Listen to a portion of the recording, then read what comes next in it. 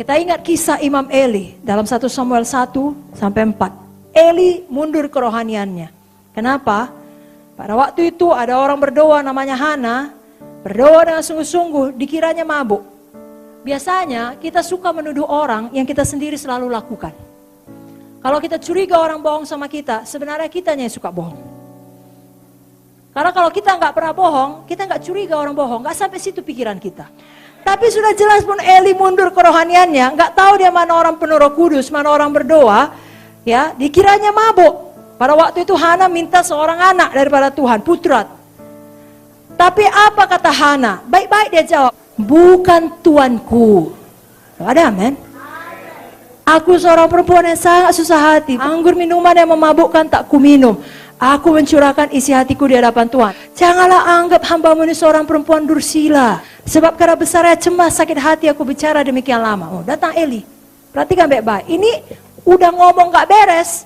Lalu kemudian ngomong nubuatan. Begini kata Eli. Pergilah dengan selamat. Dan Allah Israel akan memberikan kepadamu apa yang kau minta daripadanya. Saudara tahu setahun kemudian Samuel lahir. Tuhan menghormati jabatan Eli. Karena itu zaman perjanjian lama saudaraku. Bukan berarti dia menghormati Eli.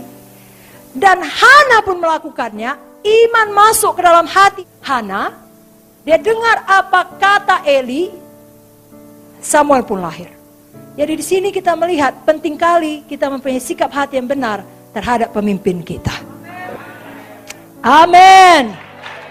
Kita bicara dengan Saul. Saul suatu hari diperintahkan untuk menghabisi semua musuh-musuhnya termasuk ternak-ternaknya. Tapi Saul tidak lakukan. Lalu kedengaran sama Samuel. Samuel tanya, suara apa ini Saul? Saul bela diri. Tidak langsung mengakui kesalahannya. Saudaraku, apa kata Samuel dalam 1 Samuel 15:26? Karena kau tidak patuh kepada Tuhan, Tuhan menolak engkau sebagai raja. Dan itu biasanya udah banyak bibit ketidakpatuhan. Saudaraku, tolong jangan sampai kita ditolak Tuhan sebagai hamba Tuhan. Patuh kita kepada pemimpin yang taruh Tuhan dalam hidup kita. Lalu Tuhan yang mengokohkan kita, meletakkan kaki kita di atas batu karang. Apapun dibuat orang, saudara tetap kokoh di atas. Amin. Yang terakhir, betul-betul terakhir, nomor 11. Sudahkah kita menguasai pikiran kita? Pikiran kita menghasilkan buah. Apa yang kita pikirkan, itulah yang kita kasih makan kepada sifat lama atau sifat baru, manusia lama atau manusia baru. Apa yang kita pikirkan akan menjadi perbuatan, akan menjadi karakter, dan itu akan menjadi tujuan hidup kita. Saudaraku, jangan punya pikiran yang selalu patah semangat, karena selalu berpikir apa yang dikatakan oleh setan, bukan apa kata firman. Tuhan selalu mengasihi saudara. Sekali lagi, Tuhan sangat mengasihi saudara. Rancangannya baik bagi saudara, bagi keluarga saudara, bagi sidang saudara. Kapan datang keadaan tidak baik, katakan sama setan, tutup mulutmu. Semuanya ini akan membuatku lebih baik lagi. Amin saudara. Selalu miliki pikiran Tuhan. Pikiran Tuhan, Yeremia 29:11, rancangan damai sejahtera. Dosa selalu dimulai dalam pikiran kita. Dan bertumbuh kalau kita beri makan bila selalu kita renungkan. Makanya renungkan firman, bukan renungkan dosa.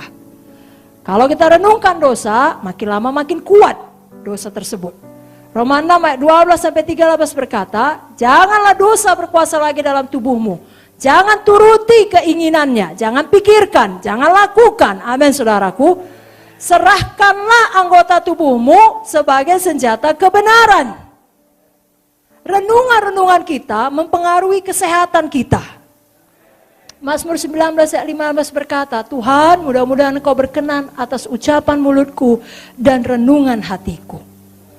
Kita tidak akan punya kemenangan sebelum kita mengendalikan pikiran kita. Kalau dulu Bapak selalu mengajari saudara, di manakah peperangan yang sebenarnya terjadi? Dalam pikiran kita. Menang dalam pikiran, menang semuanya. Sebabnya sekali lagi, perlu kali pikiran ini dikuasai oleh firman Tuhan. Saat ini pun, pada waktu dengarkan firman, pastikan memang firman yang saudara dengar. Karena Tuhan mengenali pikiran kita. Ya, itu sebabnya perlu firman. Ibrani 4 ayat 12. Firman Tuhan hidup dan kuat, lebih tajam dari pedang bermata dua manapun. Ia menusuk sangat dalam, memisahkan jiwa dan roh, sendi dan sumsum. Ia sanggup membedakan pertimbangan dan pikiran hati kita. Pikirkan firman, pikirkan kasih Tuhan, pikirkan bagaimana kebaikan Tuhan dalam hidup saudara. Saudara akan selalu sukacita. Kuasai pikiran saudara. Kapan sudah mulai tidak baik, saudara dengar, kembali kepada Tuhan, kembali kepada firman. Filipi 2 ayat 5 mengatakan, hendaklah kamu dalam hidupmu bersama menaruh pikiran dan perasaan yang terdapat juga dalam Kristus Yesus. Inilah dia Zoe. Apakah saudara diberkati?